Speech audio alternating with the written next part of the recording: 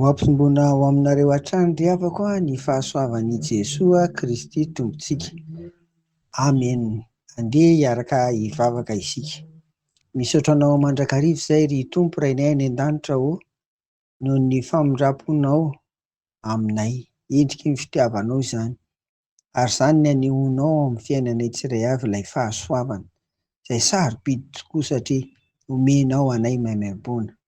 Misaotra indrindra Tompo ny amin'izany, koa ny fiainanay rehetra dia atolotray hatrany mba ho hatsakanao ry Jesoa Kristy Tomponay eo. Amen.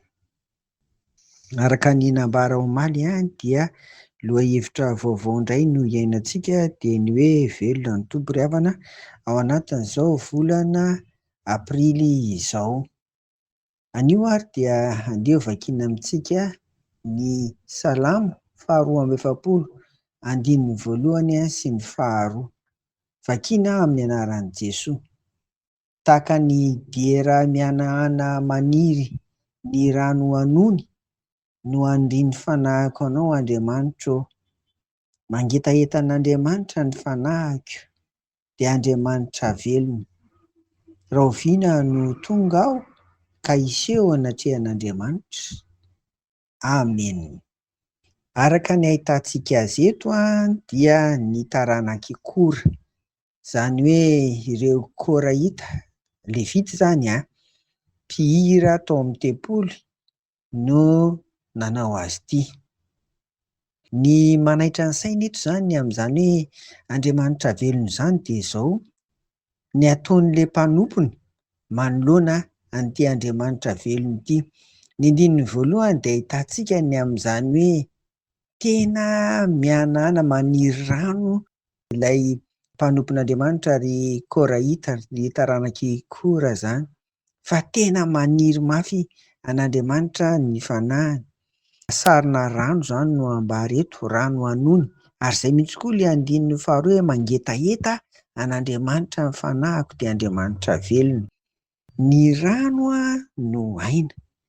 Dikan'izay izany ny rano no fototry ny fiainana.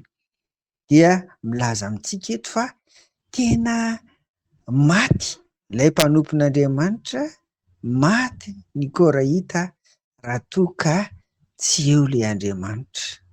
Izay no aniriny fatratra an'ity Andriamanitra ity, tahaka ny rano. Tena maty izy izany, maty izy raha tsy eo ity Andriamanitra ity. Dia izao mbola toizan'ilay izy hoe mangetaentanao dia eo amin'ilay andininy faharoa tapany faharoa hoe rahoviana no tonga aho ka hiseho anatrehan'Andriamanitra. Io koa izany dia tsara marihana mihitsy fa ahitana hoe ny antom-piainan'ny mpanompon'Andriamanitra izany eto dia hoe te ho any an-tranon'Andriamanitra mandrakariva. Izay izany io. Aninona? Te hanompo an'Andriamanitra mandrakariva. Ary indrindra ao anatin'izany dia hoe ahitana taratra ny amin'ny ataon'ny mpanompony fa raha toa ka Andriamanitra velona, ilay Andriamanitra hivavahany, dia tsinotsinona koa ankoatran'ilay hoe rano tena fiainana teo tena fiainany mihitsy Andriamanitra. Dia izao tsinotsinona ny fiainany raha lavitra an'Andriamanitra, ary tsisy dika ny fiainany raha toa ka tsy manompo an'Andriamanitra any amin'ny tranony izany. Dia tahaka ny hoe maty izy. Izay izany ilay eto, tahaka ny hoe maty izy.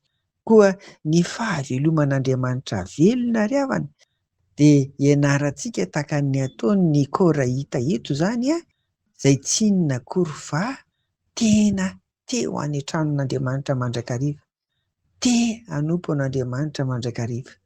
Ary raha lavitra an'Andriamanitra dia toy ny maty ny fiainany, toy ny maty ny fanahiny, tena tsy misy antony hahavelomany raha tsy eo Andriamanitra. Ho antsika moa izany amin'izao zanaky ny testamenta vaovao izao dia tanteraka ao amin'i Jesosy Kristy koa izany izy no loharano, indrindra moa ranonaina, ary ny fanahy masina no loharano mipoipoika ao anatintsika ry havana.